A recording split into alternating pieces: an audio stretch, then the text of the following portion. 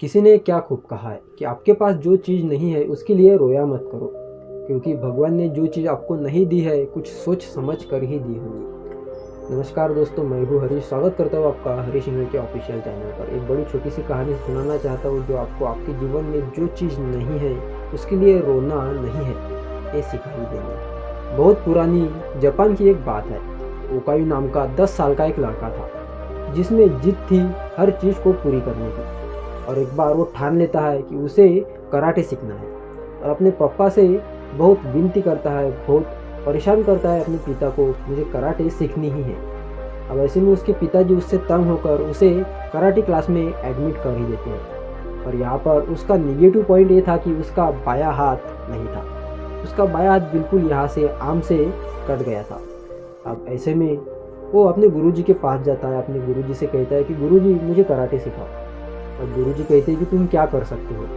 तो ये लड़का कहता है आप जो भी सिखाओगे मैं उसे करने की पूरी कोशिश, पूरी लगन से मेहनत करूँगा उसे करने के लिए। तब गुरुजी उसके इस उत्तर से, इस आंसर से बहुत खुश हो जाते हैं और उसे केवल एक ही चीज़ सिखाते हैं, एक ही दाव सिखाते हैं और उस पर ही काफ़ी मेहनत और प्रैक्टिस करने लगता है। उसे सराव कराने बोलते हैं और वो उसे बहुत दिनों तक करता है। वो बोर हो जाता है, काफ़ी महीनों तक करता है, काफ़ी बोर हो जाता है।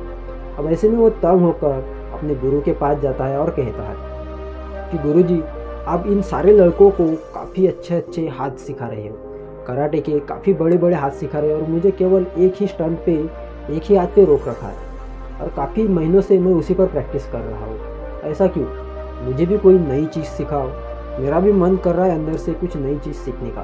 तब गुरुजी कहते हैं कि नहीं बेटा, तुम्हारे लिए यही चीज़ काफ़ी ज़रूरी है, क्योंकि तुम्हें भगवान ने एक हाथ नहीं दिया, दायां हाथ नहीं दिया, और उसी को हम तुम्हारी ताकत बनाएंगे, तुम्हारी कमजोरी नहीं। तो वो लड़का नहीं समझ पाता, गुरुजी की उस बातों को नहीं समझ पाता और वहाँ से मायूस होकर चले जाता और अपने उसी हाथ पर प्रैक्टिस करने लगता है, उसी कराटे के उस हाथ पर प्रैक्टिस करने लगता है और मायूस होते ही करता है। बहुत महीने हो गए थे उसको उसमें प्रैक्टिस करने के लिए। उसे पता था कि अब मुझे यही करना है। अब कुछ दिनों बाद वो क्लास ख़त्म होती है और गुरुजी कहते हैं कल तुम्हारी एक टेस्ट होगी, उस टेस्ट में देखते हैं हम कौन जीतता है कौन हारता है। तो ओकायू को सभी कमज़ोर समझते थे क्योंकि उसे गुरुजी ने एक ही हाथ सिखाया था और उसने उसी पर बहुत प्रैक्टिस की थी। और बाकी सारों को बहुत सारे हाथ कराटे के अपने गुरुजी ने सिखाए थे और काफ़ी अच्छे से सिखाए थे और सभी ने उस पर काफ़ी जमकर प्रैक्टिस की।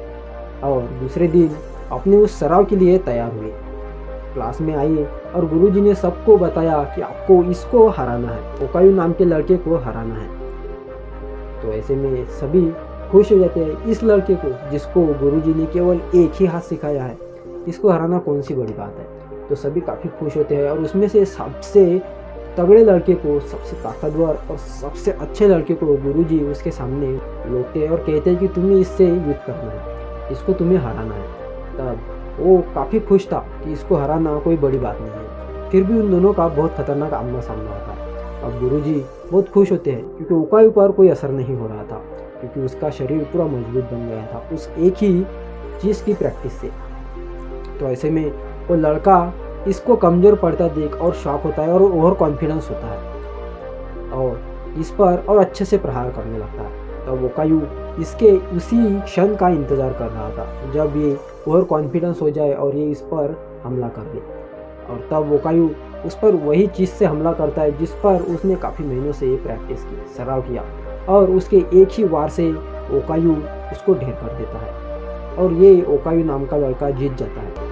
और दोस्तों उसके गुरु उससे यहाँ पर कहते हैं कि तुम्हारी कमजोरी ही तुम्हारी ताकत बन गई है, क्योंकि इसका सोल्यूशन, इसका प्रति उत्तर जो था अपना बायां हाथ को खींचकर उसको नीचे पटकाना था, और तुम्हारा तो बायां हाथ ही नहीं, तो वो तुम्हें कैसे पटक पाता। ऐसे में ओकायू बहुत खुश होता है और अपने गुरु की शिक्षा पर प्रणाम करके वहाँ से निकल जाता है। दोस्तों इस कहानी से हमें एक सार सीखने को मिलता है कि कभी भी अपने कमजोरी पर रोना नहीं चाहिए, क्योंकि अपनी कमजोरी को भगवान ने हमें दिया होता है और वो कमजोरी नहीं होती। भगवान ने जो चीज़ हमें दी है वो कमजोरी नहीं हो सकती, बिल्कुल ओकायू की तरह। उम्मीद करता हूँ आपको ये कहानी पसंद आई होंगी। ऐसी वीडियोस देखने के लिए चैनल को सब्सक्राइब जरूर करें। मिलते हैं अगली वीडियो में, और उससे पहले हमेशा की तरह इस बार भी आपसे वही कहूँगा, ऐसा करो काम की सुनहरे अक्षरों में लिखा जाए आपका नाम।